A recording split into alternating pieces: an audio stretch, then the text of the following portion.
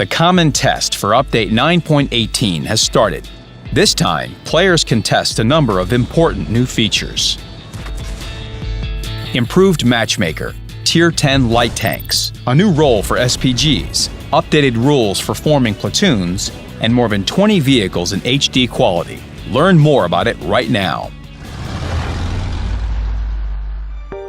Something players have been asking for a long time happened. A new, more elaborate, but at the same time simpler matchmaker. The main change is matching the teams by a template. Thanks to this, both teams will have lineups that are equal in strength. Most battles will be 3-tier battles. Vehicle distribution can vary a bit, but there are 3 obligatory conditions. No more than 3 vehicles at the top. In the middle, no fewer vehicles than at the top, but no more than 5. And no fewer than 7 vehicles at the bottom of the list. Now, entering a battle where you're at the bottom and there are almost no vehicles of the same tier is impossible even in theory.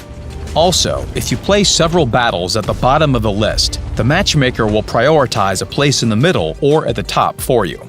Sometimes there will be excessive vehicles of a particular tier in the battle queue. In cases like this, creating 2-tier and 1-tier battles is possible. The latter is clear, and the 2-tier battle will tend to a format with 5 top-tier vehicles and 10 vehicles 1 tier lower. In addition to using templates, further team matchmaking by vehicle types is introduced. The improved matchmaker considers the number of light tanks, tank destroyers, and SPGs. The difference for these vehicle types should not exceed 1 vehicle. By popular player request, the maximum number of SPGs on a team was reduced from 5 to 3. Also, new rules for forming platoons were introduced. A key decision on platoons was to make them of the same tier. Every player has battled in a team where a high-tier vehicle was platooned with low-tier ones. It could be fun, but it brought about a huge imbalance. The chances of winning with such a platoon in the team decreased significantly. The whole team suffered because of 2 or 3 players. Now, this situation will change. The mechanism of map selection was also improved. Many players complained they had to fight on the same maps over and over again during the same game session. Now the matchmaker remembers the maps you have played on so that you don't have to play the same maps too often. You can share your opinion of the improved matchmaker in a special thread on the game forum. You can find a link in the description. The first thing you notice when playing the new artillery is the new aim. Inspired by the Battle Assistant mod, familiar to many players, it provides a clearer idea of terrain irregularities.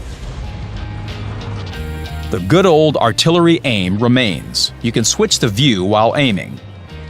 Also, a new indication marker was added. Now, all SPG players can indicate the area they are currently aiming at. The marker is placed by pressing a button and helps allies focus their fire on the targets and leave the area under fire in time.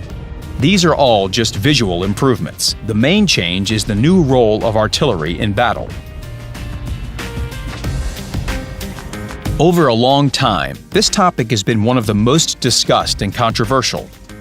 Some players claim that SPGs should remain the way they are. Other players complain about being destroyed with a single shot. No one enjoys quitting to the garage after a shot from nowhere, right? The degree of discontent with SPGs has been continuously rising. For this reason, the new SPG gameplay has been actively tested and tuned over several months.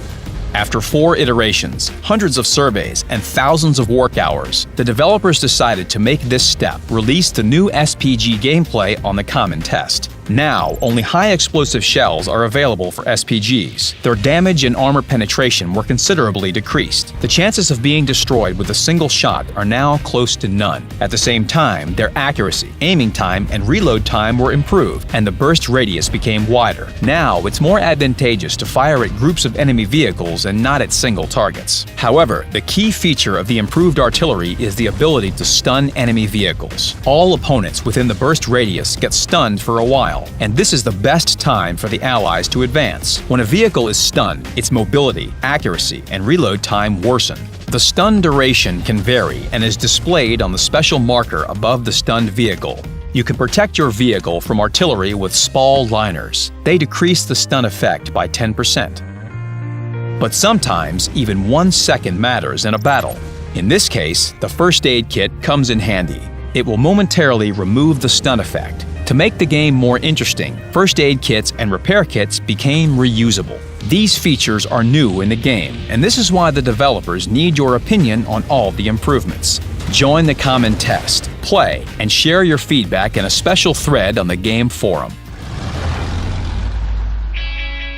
Initially, light tanks were intended for scouting and providing fire support to allies. As the game evolved, they received separate branches in the tech tree. These branches, unlike other branches, ended at Tier 8. This resulted in specific matchmaking for these vehicles. Usually, light tanks had to fight against the vehicles that were 2 or 3 tiers higher. In situations like this, light tanks had little effect on the battle's outcome, but things are different now. For the Update 9.18 Common Test, the light tank branches received their logical extensions to Tier 10. Thanks to this, the matchmaker will be able to assemble teams faster, and light tanks will be able to exert a stronger influence on the course of battle. Due to the new tanks, the former top light tanks were moved from Tier 8 to Tier 9. Tier 10 is occupied by the new vehicles. For the Chinese tech tree, it's the WZ-132-1. The main features of the newcomer are high armor penetration, sturdy turret armor, and excellent view range. The French AMX-13-105 can't boast thick armor, but it's equipped with a 3-shell drum-type autoloader, 390 points of damage each. The US Sheridan looks a little oversized and crude. However, this tank has excellent gun depression angles and the best damage per minute among other Tier 10 light tanks. It also has the best view range in the game, 430 meters. The new German light tank has the same view range as well.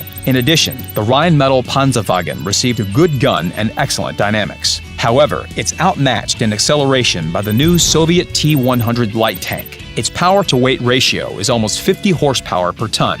Also, thanks to its low silhouette, the vehicle has excellent concealment.